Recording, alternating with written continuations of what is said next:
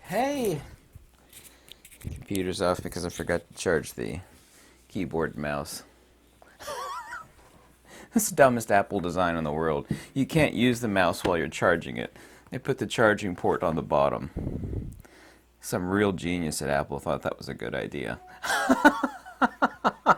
That's stupid! If I did something like that, they would fire me. But no, it's Apple, so they did that.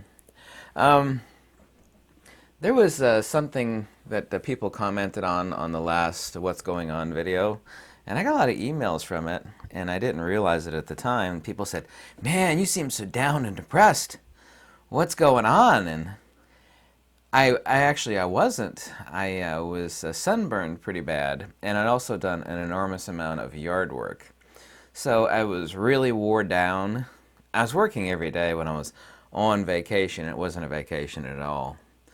Um, and I was sunburned. Sunburn, I don't know if you've been sunburned before, but it saps the strength out of you. So um, that's what was going on there. I did have a meetup with people. There were 13 people that showed up, and also too, Darren Miles was there, great guy, and very helpful.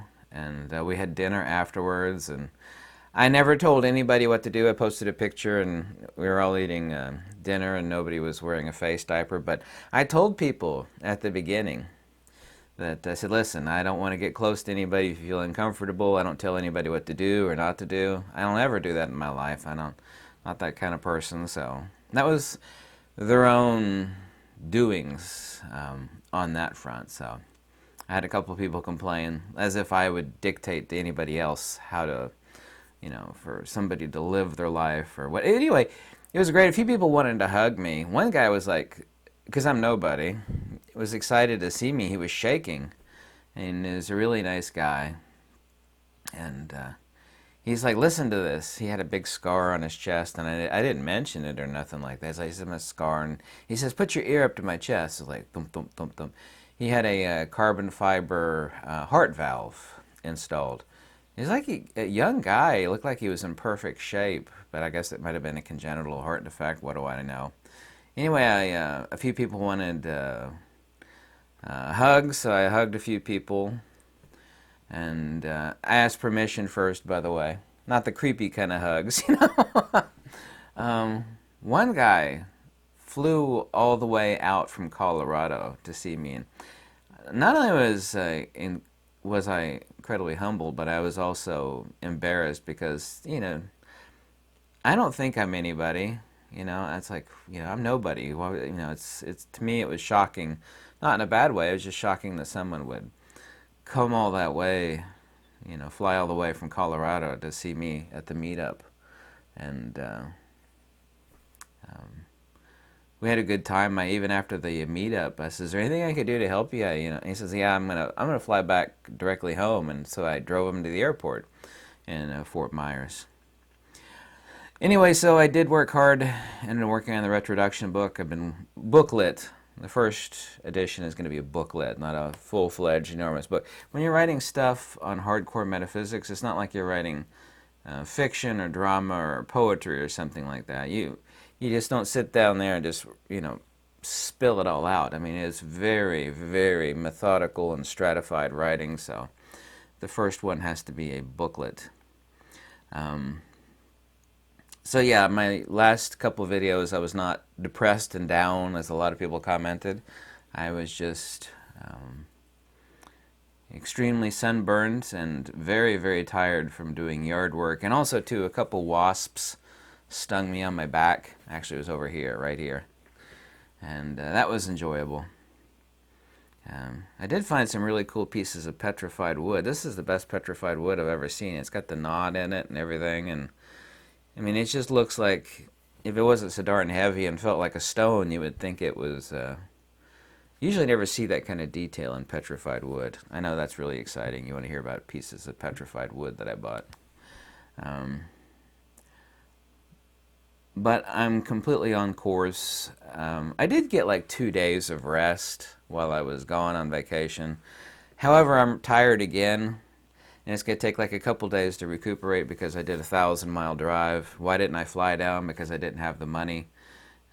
During spring break, car rental places jacked their prices up, so the car rentals were right at like $1,200 plus, and I can't afford to pay that. So I did go down there on my stimulus check, you know, that $1,400 check that I got, and I did catch some hell on posting that video on the gator skins that I bought, and you know, they're farm-raised gators, no different than a farm-raised cow. I myself didn't kill anything, so don't give me flack. People said, you're talking about how expensive. To me, seems senseless.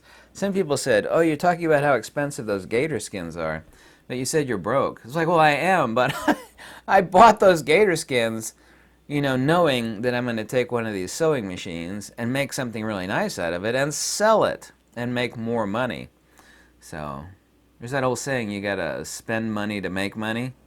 So I don't feel bad about, you know, spending right at it's over.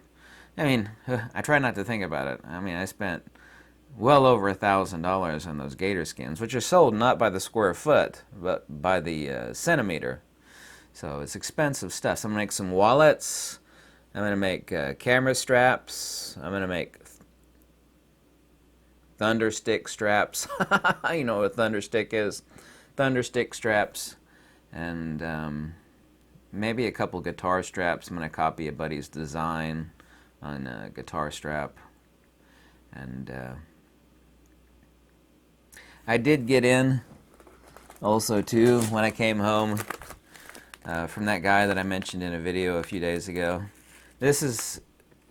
His actually come in silver Mylar bags, but one of the 1-pounders came in clear packs, so I left it out. But I got in 50 pounds of alfalfa sprouts, and they need to be, of course, stored very cold. Not very cold. They need to be stored in a cool, cold place, in the dark, and absolutely 100% dry. And safely, you know, so no critters could gnaw their way in. So I've got them stored in multiple containers.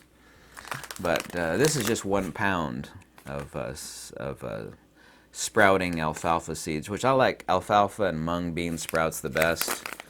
I know this is not dark right now because it's a clear package, but I plan on actually, you know, this year eating these from this package here. I mean, 1 pound goes a long way. And you just can grow them in jars. Some people grow them in trays. And, you know, it takes about 6 days to grow them. The last day you stick them in the sun, but you don't even have to stick them in the sun on the last day, but a lot of people do to make them, you know, give them that last burst. And, of course, I'm going to use magnetic therapy on them, which I have like 100 videos on how to radically improve seed growth germination, sprouts from South Pole magnetic exposure. It makes them taste better, it makes them grow faster, it makes them grow bigger and healthier. There's a reason for that. And I've explained that in many videos. So this is what 1 pound of alfalfa seed looks like. And I got 50 of them in while I was gone. So I recommend anybody store away some seeds. I actually mean that. I've been storing away sprouting seeds, and I have some more sprouting seeds on order. And if you store them perfectly, best you can, cool, dry, dark, it'll last nearly indefinitely. You know, there is a declining rate, you know, where you end up like about 60% germination after 8 years if you store them perfectly, and if they're good to begin with, and if they're dry. So I wanted to say thanks for anybody who had patience with me while I was in Florida. I still kept up with 95% of my emails while I was there, and I guess I just go full gear. But I mean, man, a 1,000-mile drive down there and back, man, it really kind of takes it out of you. Wanted to say thanks to anybody, and just give me a few days to show a lot of people showed interest before in buying an alligator camera strap. Just give me a few days to show a demonstration. I'll make one up, a really fancy, nice camera strap, and a nice wallet. I could only ultimately make about 8 or 9 wallets, and they will be expensive because this stuff is really expensive, and it takes like twice as much labor to make one. Why? Because I actually have to bond the alligator to some high quality leather, and then so it's just a lot more labor. But just wait till I do that if you're interested in one. A lot of people did have interest in buying one. And I guess that's it. Once again, I have to supplement my income because my income on I have 4 jobs. Okay, I got YouTube, I do product photography. I'm an author, which doesn't make me any money unless I get donations from the free books that I make, and of course leatherworking. So I've kind of increased my leatherworking and slightly increased my product photography stuff, but my income's way. Part of that is YouTube's fault because a lot of people have, kind of, some of the things that YouTube has done. I'm not going to comment on that one way or the other. But I'm working harder now for less money, so any donation is always really greatly appreciated, and I mean that more than you know. I do work 7 days a week, and like I said, my 10-day vacation I just got off of, I was working every day. But I did get 2 good days rest. I'll need like 2 more good days rest after that 1,000-mile drive, but all I wanted to say was good meeting up with people at the photography meetup, and thanks to Darren Miles for showing up and being such a cool dude about it, and offering his time, and because he's got a family and a job, and so his time is more valuable than mine. But sometime in the future, I hope to work 6 days a week instead of 7 days a week, but I'm not there yet. And that's what I wanted to say in this. Don't watch this video. And have a good day. Thank you so much. And like I said, any donation is greatly welcome, and that's in the link in the descriptions below. And thank you very much. Peace out, Girl Scout.